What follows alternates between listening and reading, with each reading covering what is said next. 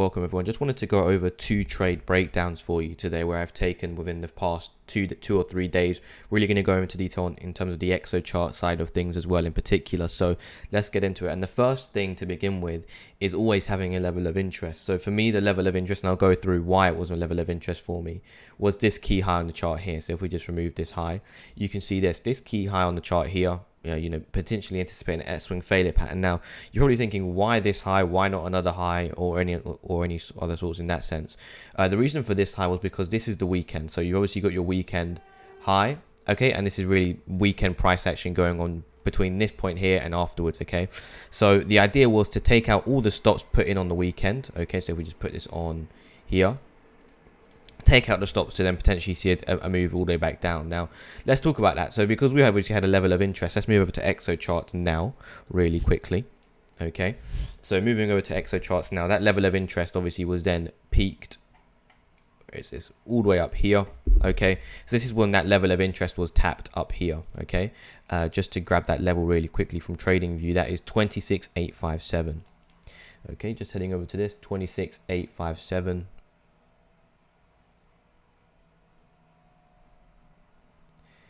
Okay, so around here, and what essentially happened was you obviously saw the initial move above the high, and I'm thinking there's no swing failure pattern yet, because obviously for a swing failure pattern trade you need price to wick above and close below a certain level. It wicked above, but it didn't close below, it closed well above. You then have the next candle which then closes above, okay, and I'm still potentially waiting for something, some sort of reversal pattern in this sense. And then this is the candle here where I really then get into my trade. Now let's break this down. So what we can actually do here, if this actually ends up working, hopefully it does. It doesn't, so if we just stop this, hopefully come back to here,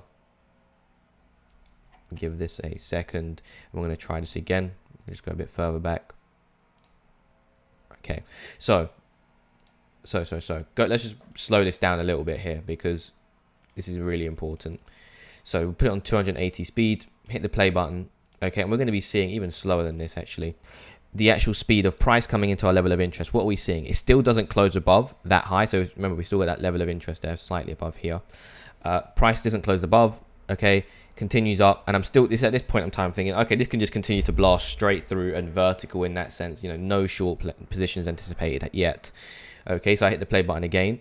Price then continues going, and this is where, not yet, but this is the candle where we're going to be paying attention. I'm going to be talking you through it in a bit of detail, because what happens upon this close here? Let's just pause it.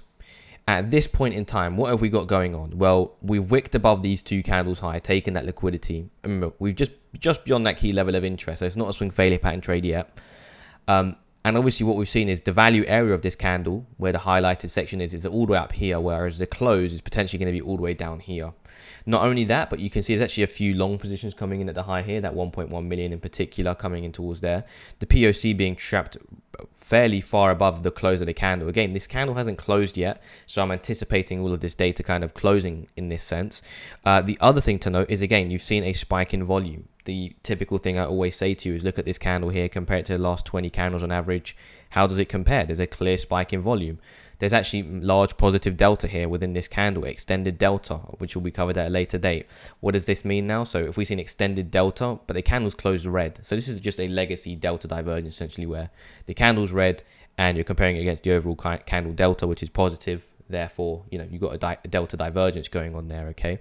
So then I'm thinking to myself, okay, the wick above closed all the way down here. Let's see how it continues to play out. It obviously moves around a bit still before then closing. And at this point, this is where I then get my limit orders set. So we've also seen that volume spike, and we've also seen liquidations down here. This is how the candle's closed. Volume spike, positive delta, trap value area, liquidations at just beyond my key level of interest. Now, this is extremely really good for a potential reversal opportunity. So at this point, I'm laddering my shorts, and again, all of these trades are based upon sourcing my trades from their invalidation. Because I've seen this candle, that then goes to me, okay, I can use this candle in some form or another as my invalidation. Now, I could have just shorted with my invalidation above the high. I didn't do that. What I actually did was short with my invalidation above the 1.1 million. So although it's a very small difference, that's increasing my R multiple by quite a bit. Okay, just by putting my invalidation above this 1.1 million here rather than the overall candle high. Because if we reclaim this 1.1 million, well, these longs are then no longer offside, and this price can continue higher. So increasing my R multiple in that sense there.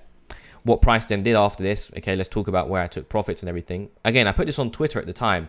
So talking just very, very quickly through this, I did say, and you can go back and relocate the times of this, I was anticipating a drop, within the next 10 or 15 minutes, really, really quite big before taking any sort of profits. And what happened after this, well, you got a really large drop. And I'm going to show you where I closed it, because we literally mirrored this high towards the low, and I literally just closed 85% of my position out there. Again, I always leave 15% running just in case. You can see then we'll see a massive drop to the downside. Obviously, it keeps dropping. No sign of weakness yet, in my opinion. No sign of weakness in this move, sorry. So you can still see it's dropping really quite significantly. And I didn't have any take profit set on this, because I was actually anticipating running it all the way down to this low here. But if we hit the play button, what then happens is this.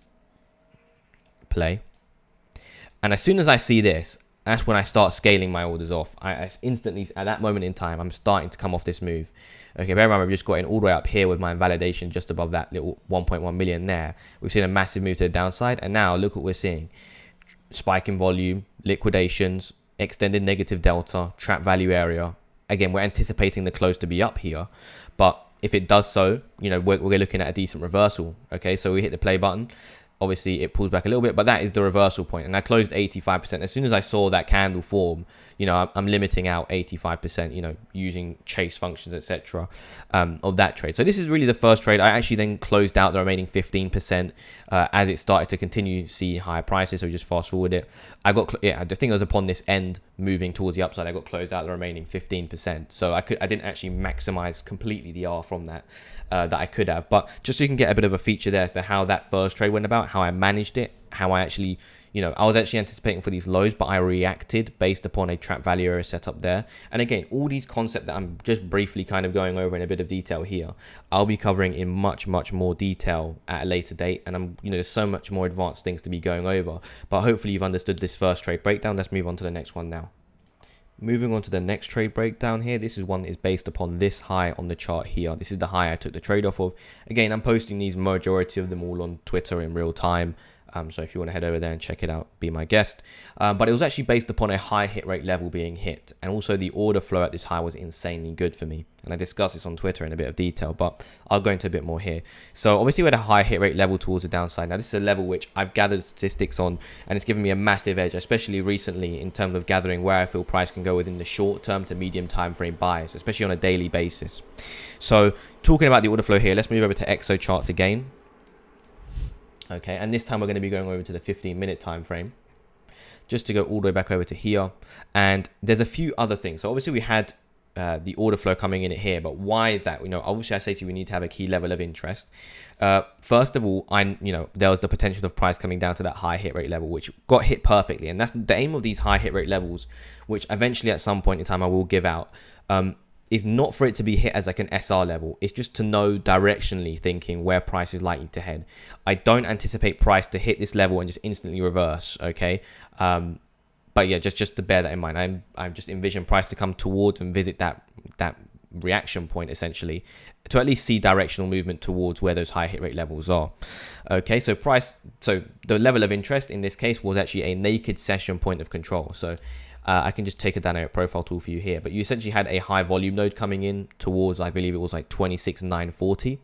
Okay, so I'm thinking to myself, there's a potential reaction there. And because I know that there's a decent chance that price is going to revisit towards the lows, at least down towards here, it makes sense to be looking for shorts on any sort of rally towards the upside, which is what I was doing and why I was doing it. But obviously price came into this level here, and what happened was, at this level, this is really, really important. So key level of interest, we had like 26, it was like 26,950 or 26,940, I can't remember. Price comes into it, okay? But this is a 15-minute candle. What do we see? So we see the open down here, wicks up towards here, closes here. First of all, trap value area. Second of all, spike in volume. Look at this candle's volume compared to the last 20 candles on average. 10 million. Compared to the last 20 candles. So this is clear spike in volume. Okay, the other thing to keep in note is what's going on within this candle. We're actually seeing new longs opening, and they are trapped within that trap value area where the POC is near the high. So you've got a trap value area set up at a key level of interest with trapped new positions towards it. The only thing you don't have in this scenario is actually liquidations and an extensive amount of them. Okay, but you still see the 600. So the liquidations I didn't mark down in my journal because there wasn't any sort of significant amount of it. POC near the high, extended delta. at that moment in time, I literally said it there. I'm taking a short trade with my invalidation. Again, I don't need to have it above the dollar high. This very small incremental change, especially when dealing with larger money or even smaller money, whatever it may be. Okay, my invalidation was above the point of control in this case, or just above this 1.9 million. You can see where the majority of the longs had opened from, because if price reclaims that, it's likely to hit the high and take off the high. Okay, so obviously it did that, and you know, it stayed below it firmly. So if we can actually try and replay this. We'll go to the replay from here. And you can see it happened fairly quickly. I mean, if we just decrease the speed on this like 50x, you can see, you know, I was able to get a really good entry on this one based upon it. Actually, it closed and then it moved all the way back up, and I got a really, really good entry. I mean, I posted it on Twitter if you want to see the direct figures. But obviously, it ended up moving down and down. And my actual overall aim for this and my TP1 on this trade was actually down to, it wasn't the overall high hit rate level directly. It was just below these two lows here. So as soon as these two lows got hit, that is when my TP1 was hit, and I actually took off again 80% of this trade. Okay, and the remaining 10, 15, 20% actually came and stopped me back out again. So this wasn't as high R multiple as the other one almost, because I wasn't able to react very cleanly off of this move towards the downside. I thought it was going to continue heading lower. Hence, I didn't close the 20% out fairly quickly. But if we just fast forward this, you can see price comes down, I'm waiting, boom, I get hit on my TP1, price continues down. At this point, I'm just waiting patiently. I could have closed it here, to be honest, you know, upon this, but again, I'm not going to be talking in hindsight by any means. I closed the majority of my position out as soon as these lows were breached here, okay, and obviously after that, I didn't close the 20% out. Obviously, I didn't get stopped at break even on it. But what happened was I closed it out once we reclaimed. I believe it was like this candle here, okay, so it was like here. Upon this breach here was when I started to close out the remaining 20%. So again, the previous one was a higher R multiple trade, but this one here, you can see we're trading off of trapped longs. We're also looking at liquidations, volume spike in that sense, and a high hit rate level for directional bias usage. Okay, so hopefully this makes sense in terms of looking at the order flow, using the replay function to really break down these trades for you, and hopefully you've gained an understanding as to how I trade order flow really throughout all these different trade breakdowns you're getting from myself. Check me out on Twitter at Luxury with an extra Y on the end for these intraday updates. I'm coming out of like all these order flow stuff on a frequent basis. But yeah, hopefully you enjoy these. Let me know if you want more of these stuff, and check out my Monday live stream, which I do, which is going to be a weekly thing now, where I'll be going over order flow, Q&A segments, and kind of preparing myself for the week ahead. Thank you, everyone. I'll catch you all later.